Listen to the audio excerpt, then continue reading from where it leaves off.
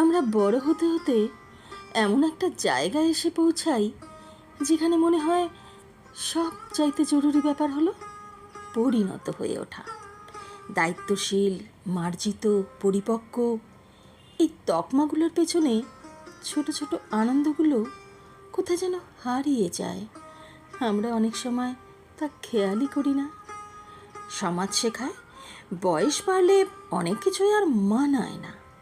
৪৫ বছর বয়সে দাঁড়িয়ে যদি বৃষ্টির ফোঁটা দেখে ছোটবেলার মতো ভিজতে যেতে মন চায়, তখন মনে পড়ে এখন আর এসব করা যায় না, লোক হাসবে। অথচ একবারও ভাবি না নিজের মনটাকে বাঁচিয়ে রাখাটাই সবচেয়ে জরুরি। কেন নিজেকে সবসময় এত সংযত রাখতে হবে? কেন ভালো লাগা, খুশি, আবেগ এসব কিছুতেই নিজেকে আটকে রাখতে হবে? আপনি যদি একদিন সকালে হঠাৎ করে প্রিয় মানুষের হাত ধরে ছাদে উঠে বৃষ্টিতে ভিজতে চান, তাহলে ভিজুন। বয়স নিয়ে চিন্তা করার কিছু নেই, বরং সেই মুহূর্তটাই হয়তো হবে আপনার জীবনের সবচেয়ে সুন্দর স্মৃতি। বয়স বা সামাজিক দৃষ্টিভঙ্গির দোয়াই দিয়ে নিজের চাওয়া পাওয়া শখ ইচ্ছাগুলোকে প্রতিনিয়ত গলা টিপে হত্যা করতে করতে আমরা একটা অনুভূতিহীন জীবনে অভ্যস্ত হয়ে পড়ছি। অথচ জীবনটা তো উপভোগ করার জন্যই।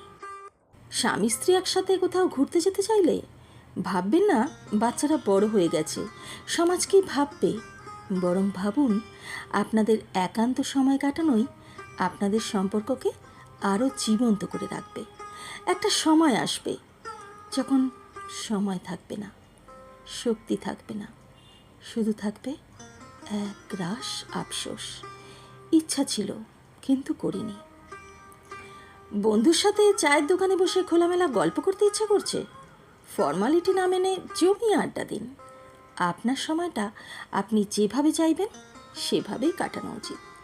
প্রেমিকাকে ফুল দিতে, হাত ধরে হেঁটে যেতে, চোখে চোখ রেখে ভালোবাসি বলতে ইচ্ছে করছে, করুন না। ভালোবাসা কেবল পরিণত দায়িত্বের মধ্যে সীমাবদ্ধ থাকলে সেটা নিঃস্ব হয়ে পড়ে।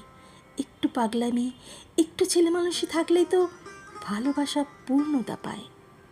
একদিন সকালে হঠাৎ করে আপনার ইচ্ছে হলো লাল শাড়ি পরবেন, লাল টিপ পরবেন, হাতে চুড়ি পরবেন।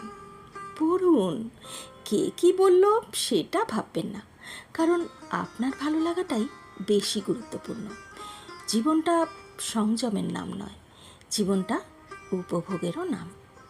তাই একটু হাসুন, একটু খুনসুটি করুন, মাঝে মধ্যে নিয়ম ভাঙুন, নিজের মনের কথা শুনুন। অতিরিক্ত পরিণত মুখোশ পরে থেকে যদি নিজের জীবনের স্বাদই না নিতে পারলেন, তাহলে সেই পরিণততে লাভটা কি? আপনি যাই করুন, লোকে কিছু না কিছু বলবেই। তাই অন্যের ভাবনা দিয়ে নিজের অনুভূতির চর্চা বন্ধ করে ফেলবেন না।